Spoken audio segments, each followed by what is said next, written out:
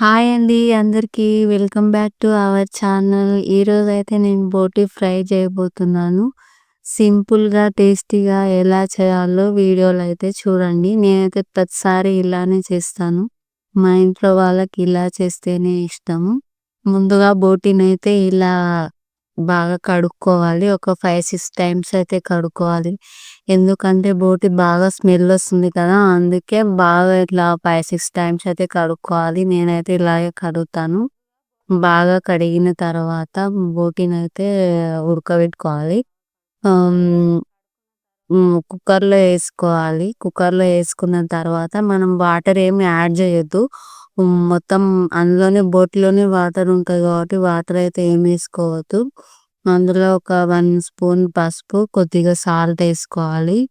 ఏసుకొని మూత పెట్టుకొని ఒక 5, 6 విజిల్స్ వచ్చే వరకైతే ఉడికించుకోవాలి. స్టవ్ అయితే హై లెవెల్‌లోనే పెట్టాలి. సిమ్‌లో ఏం పెట్టొద్దు. హైలో పెట్టుకొని ఒక 5-6 విజిల్స్ వచ్చే వరకైతే బాగా ఉడికించుకోవాలి. బాగా ఉడికిన తర్వాత చూసారా ఇలా ఉడుకుతుంది. ఉడికిన తర్వాత బోటిని ఒక గిన్నెలోకి తీసుకోవాలి. అదే జాలి లాంటి గిన్నెలోకైతే వడకట్టుకోవాలి. మనం వాటర్ ఎయలేదు అయినా గాని అన్ని వాటర్ వచ్చినాయి. ఆ వాటర్ అంతా పోయేలాగా ఒక గిన్నెలోకైతే తీసుకోవాలి. తీసుకున్న తర్వాత ఒక గిన్నెలోకేసుకొని స్టవ్ మీద ఒక పాన్ పెట్టుకోవాలి. ఒక పాన్ పెట్టుకొని అందులో 2 టేబుల్ స్పూన్ల ఆయిల్ ఏసుకోవాలి. ఆయిల్ ఏసుకున్న తర్వాత ఒక ఎండు కొబ్బెర, 5, 6 జీడిపప్పులైతే వేయించుకోవాలి. నేనిక్కడ మసాలాలైతే ఏమి ఏయట్లేదు. మసాలాలు ఏమి ఏయకుండానే నేను చేస్తాను. ఇవైతే బాగా ఇలా బ్రౌన్ కలర్ వచ్చే వరకైతే బాగా వేయించుకోవాలి. ఏగిన తర్వాత అన్నీ ఒక మిక్సీ జార్‌లోకైతే తీసుకుంటున్నాను. ఒక మిక్సీ జార్‌లోకి తీసుకొని దాన్ని బాగా పేస్ట్ లాగా చేసుకోవాలి.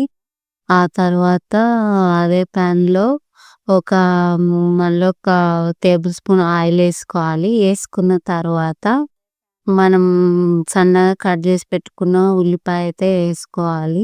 నేనైతే ఒక 4 ఉల్లిగడ్డలైతే ఏసుకున్నాను. మీరు మీకు తగ్గట్టు ఏసుకోండి. నేను 2 కేజీస్ బోటీకి 4 ఉల్లిపాయలైతే కట్ చేసిన. ఆ ఉల్లిగడ్డ అయితే బాగా ఏగనివ్వాలి. బా ఉల్లిగడ్డ ఎంత బాగా ఏగితే అంత టేస్టీ ఉంటుంది. బాగా బ్రౌన్ కలర్ వచ్చే వరకు ఏయించుకోవాలి. ఉల్లిగడ్డ బాగా ఏగకపోతే ఏందంటే అంతా మనం కసకస అన్నట్టుగా స్మెల్ వస్తది కదా! అందుకని బాగా అయితే ఏయించుకోవాలి ఉల్లిగడ్డ. బాగా ఏగిన తర్వాత మనం ఫ్రెష్‌గా దంచుకున్న అల్లం వెల్లుల్లి పేస్ట్ అయితే ఏసుకోవాలి. అల్లం వెల్లుల్లి పేస్ట్ కూడా బాగా ఏగే వరకు ఏయించుకోవాలి. ఎందుకంటే అది అల్లం తర్వాత మన కూర అంతా అయిపోయినంక స్మెల్ వస్తుంటది. అందుకని స్మెల్ రాకుండా బాగా అయితే ఫ్రై చేసుకోవాలి. ఫ్రై అయిన తర్వాత కొద్దిగా పసుపేసుకోవాలి. కొద్దిగా పసుపేసుకొని మనం ఉడికించుకున్నాం కదా బోటి, ఆ బోటినైతే అందులో ఏసుకోవాలి. బోటి ఏసుకున్న తర్వాత బాగా కలుపుకోవాలి. ఒక 2 మినిట్స్ వరకు అట్లా బాగా ఫ్రై చేయాలి. ఫ్రై అయిన తర్వాత మూత పెట్టుకొని ఒక 15 మినిట్స్ ఉడకనియాలి. స్టవ్ మాత్రం సిమ్‌లోనే పెట్టాలి. హైలో పెడితే బోటి మొత్తం అడుగు పడతది. అడుగు పడకుండా సిమ్‌లోనే పెట్టుకొని ఉడికించుకోవాలి. ఒక 15 మినిట్స్ అట్లా పెట్టాలి. ఆ తర్వాత మనము ఎల్లో కారం వేసుకోవట్లేదు. పచ్చిమిర్చితో వేసుకుంటున్నాం కాబట్టి ఈ కారానికి సరిపడా పచ్చిమిర్చి అయితే మిక్సీ పట్టుకోవాలి. ఆలోపు 2 టమాటాలు ఏసుకోవాలి. 2 టమాటాలు ఏసుకొని బాగా కలుపుకోవాలి. కలుపుకొని ఒక 10 మినిట్స్ వరకు ఉడకనివ్వాలి. ఉడికిన తర్వాత మనం పేస్ట్ పట్టుకున్నాం కదా! ఆ పచ్చిమిర్చి అయితే అందులో ఏసుకోవాలి.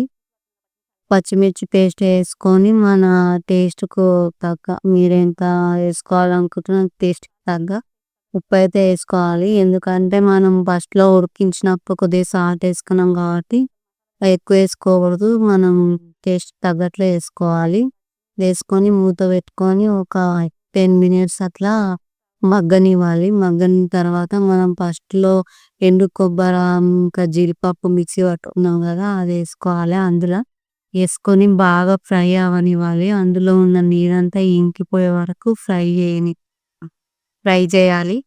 ఫ్రై అయిన తర్వాత ఆ బోటి ఉంది కదా! ఆ బోటి అంతా బాగా విడివిడిగా అవ్వాలి. బాగా ఫ్రై అవ్వాలి. దీనికైతే టైం పడుతుంది. ఆ తర్వాత ఇంట్లో తయారు చేసి పెట్టుకున్న ధనియాలు కూడా యేసుకుంటున్నా నేను. వేరే మసాలాలైతే ఏమి వేయట్లేదు. వేసిన తర్వాత లాస్ట్‌లో కొద్దిగా కొత్తిమీరేసుకోవాలి. ఈ వీడియో గనుక మీకు నచ్చినట్లయితే లైక్ చేయండి, షేర్ చేయండి, సబ్స్క్రైబ్ చేసుకోండి. బాయ్.